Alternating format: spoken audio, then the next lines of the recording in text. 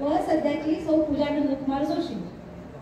मला असं सांगायचं की आपण ज्या आश्रमात घडलो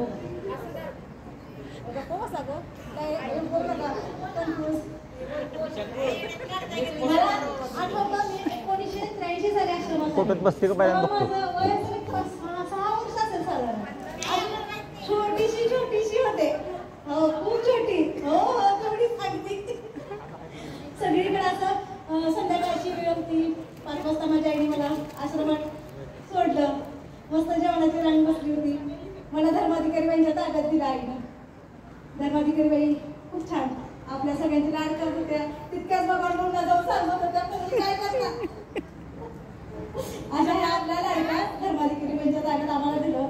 खूप चांगल्या होत्या तशा त्या. लाड पण तितक्याच करायच्या. पण खाली आणलं मला त्यांनी बाईंनी जेवणाच्या सगळ्या गाई बसल्या.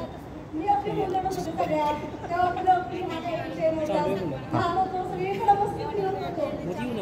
भाकरी भाजी मला असं सांगायचं या भगवानाने आपल्याला तेव्हा भाग लावला तो आपल्यासाठी चांगला होता. त्यातून आपण घडलो. तेव्हाच राग यायचा. खरं सांगायचं तर भरपूर राग यायचा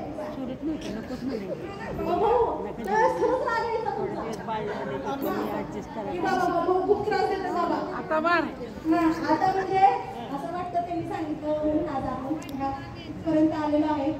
जे संस्कार केले त्या संस्कारांमुळे ज्यांची परिस्थिती जरी नॉर्मल आहे काही त्रास असेल तरी ही मुलीला आणतात त्या घरात.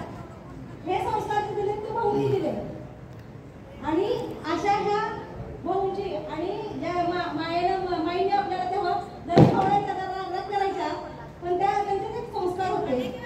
मुलींचा आदर सत्कार कुणीही करतो.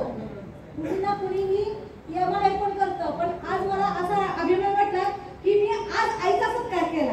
त्याचा मला खूप समाधान वाटलं. आणि ह्या माझ्या ज्या भावना होत्या त्या अशा होत्या त्यासाठी मला उत्सव म्हणून आले. तेव्हा भाजी भाकरी खाऊन जेव्हा आम्ही सुदृढ होतो. आज पोळी भाजी सापडत नाही.